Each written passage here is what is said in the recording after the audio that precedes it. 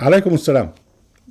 أهلا وسهلا بكم أحبتي في هذه الحلقة رقم 428، ولازلنا في قصة يوسف، ولازلنا مع العنوان ده. هذه يعني الحلقة الثامنة: كفار مصر في عهد يوسف خير من المصريين اليوم. نتوقف هنا مع الملك ونقارن نظام حكمه بنظام حكم مصر الآن، وهي في أسفل سافلين تحت حكم العسكر. ونسترجع قوله سبحانه وتعالى: وقال الملك ائتوني به، فلما جاء الرسول قال ارجع إلى ربك فاسأله ما بال النسوة اللاتي قطعن أيديهن إن ربي بكيدهن عليم. قال ما خطبكن إذ راوتن يوسف عن نفسه قلنا حاشا لله ما علمنا عليه من سوء. قالت امرأة العزيز الآن حصحص الحق أنا راودته عن نفسه وأنه لمن الصادقين، ذلك ليعلم أني لم أخنه بالغيب وأن الله لا يهدي كيد الخائنين. وما أبرئ نفسي إن النفس لأمارة بالسوء إلا ما رحم ربي إن ربي غفور رحيم. وقال الملك ائتوني به أستخلصه لنفسي. فلما كلمه قال إنك اليوم لدينا مكين أمين.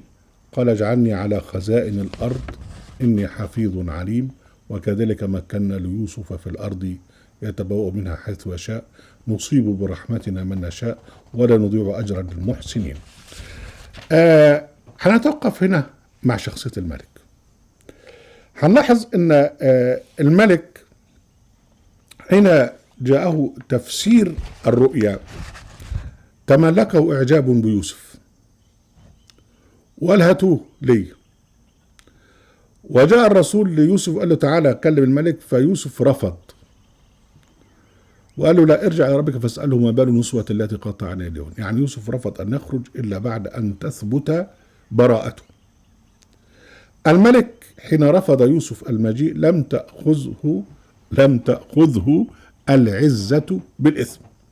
يعني ما قال لك لا هاتوه غصب عنه، لا ما قالش كده، لا بل هو حقق طلب يوسف وأحضر النسوة. ويبدو أنه قبل أن يحضر النسوة عمل تحريات واكتشف أن يوسف فعلا بريء. علشان كده أول ما قال لهم ما خطبكن إذ راوتن يوسف عن نفسه. يعني أول حاجة قال لهم الاتهام مباشرة، ما خطبكن إذ راوتن يوسف عن نفسه. فهن أمام هذا الاتهام اعترفن، واعترفت امرأة العزيز. الذي يعني يهمنا في شخصية هذا الملك أنه تحقق بنفسه في الموضوع. يعني مش كون لجنة، مش طلب وزير العدل، مش عمل قاضي، لا ده هو بنفسه يعني طلب النسوة وحقق معهن يعني بنفسه وعرف الحق. ولما عرف الحق استدعى يوسف، ويوسف هنا بقى استجاب له. يعني قال له قال الملك ائتوني به أستخلصه لنفسي. وبين قعدوا مع بعض وتكلموا، فلما كلمه قال انك اليوم لدينا مكين امين. لما كلمه وتعرف عليه وشاف عقليته قال له انت كده دلوقتي انت يعني لك وظيفة يعني ممكنة عندنا. بعدها يوسف طلب أن يكون موظفا عنده. قال اجعلني على خزائن الأرض إني حافظ عليم. يعني نبي من الأنبياء يطلب من نبي من ملك كافر أن يكون موظفا عنده.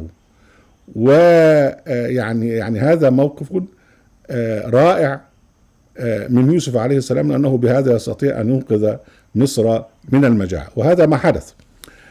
فيوسف طلب الوظيفة، والملك هو الذي يعني اختاره وأعجب به وأعطاه الوظيفة.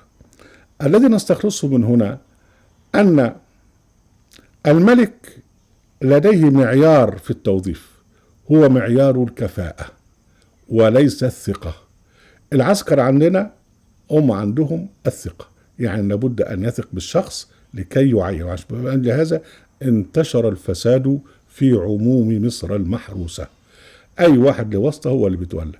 ومن أجل هذا أصبح الملأ هم أفسد الخلق، وهم الذين يعني يجعلون أنفسهم السادة والحكام، ويعني الذين يتحكمون في الجهات السيادية، يقول لك نحن أسياد البلد، وهم رعاع من حيث الأخلاق.